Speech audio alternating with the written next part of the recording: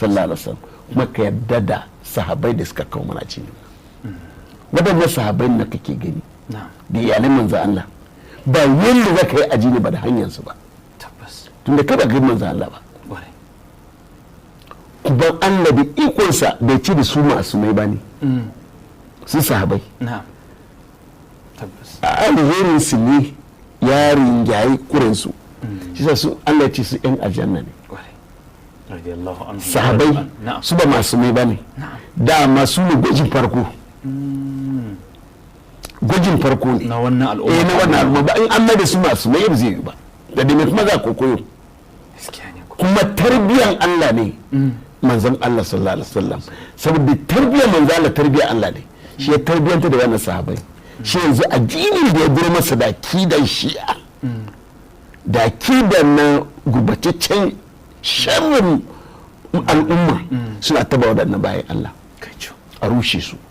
a tabban cikin kurakuren su shi dai Allah bai ce su masu mai ba ne sannan kuma subhanallah akramakallahu wata hikima ta shari'a idan da su ma'asumai ne to akwai hukunce hukuncen da ba za mu sani ba tunda sai wani kuren ya faru shi na gan cewa ai da Allah iradansa ne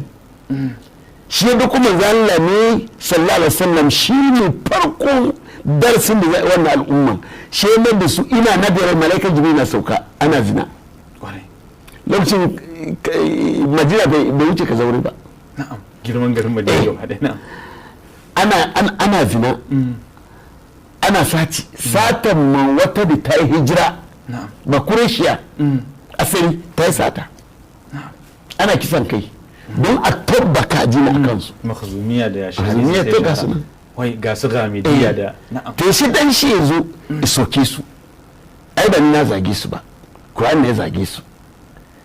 dai san Qur'an ga ƴaƴan zina kuke liyati da zina da shan shaye abu wanda makiyan Allah Qur'ani ya ce ni na kare Qur'ani Allah bai ce na kiyaye Qur'ani na nazzalna dhikra wa inna lahu lahafizun dan shi ce ka san Allah bai kai Qur'ani tarkace ne su Abubakar su jagorgole su Umar su jagorgole to in mutum da kage yanzu na rushe sahabai da zindiki ne so ke rushe addini baki daya bai san Allah bai ina tuhuman Allah ya tura annabin da ya kasa yin tarbiya saboda ka wanda yake zama da su baki daya ba su doki hala abun ya zo har nan kusa kasa Hausa ka ji wancan ya taba Anas bin Malik wancan ya taba wani wancan duk da irin wannan zandaka ne na'am zandaka ne kuma dan shar zai rabota ba duniya da lahira saboda sun kafa daurori ba ba su ci nasara ba wa zai yarda da ku inda akwai hankali a cikin ku Abubakar wanda ya rayu da manzo Allah sallallahu alaihi wasallam ka zo ka ce shi bai samu rabota ba dan wuta ne dan Allah bai sani ba daga bayan da ya gano cewa dan wuta ne suna da wani akida ana kira bada to Allah zai yi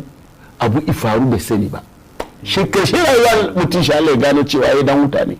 ana kira bada subhanallah wannan ya zama bata mai yawa to in Allah ya gani duk irin wahalan da gugurmayan da shi na baka da Umar da sahabbai suka yi su in wuta ne ni da kai dan shi'a wani ayyuka kake yi yanzu kana da tabbas gidan aljanna ne wadannan da suka yi iman da shi suka yi hijira da shi suka aura masa suka yi jihar da shi annabi da bakin sai ce su ne yan aljanna Qur'an ne faɗa man tabbas Allah hudaybiya Abubakar na cikin Umar na cikin Usman na cikin Allah ya ce na yafe muku kuma na san niyyar zuciyanku laqad taballahu anan nabiyul muhajirin ga su laqad radiyallahu anhu idh bayanaka ta shajara ga dai abubuwa da ya ce na fa'ala ma fi qulubihim gore me zaka ga wa Allah Allah ya ce na san kafin ka zo kai bayanin munafikai ne Allah ya ce na san niyyar zuciyarsu Allah ne gaskiya ne ya san akwai tarkace tabbas jahilin yara yanzu da hawarijawa su tijjan galgala jini ta muna kira in yanzu da addini wanda da an gano su shine ya abin na aklaniyu da yan falsafa da mu'tazila da abin da ilmaniyun da kuma zandaka wanda ka sa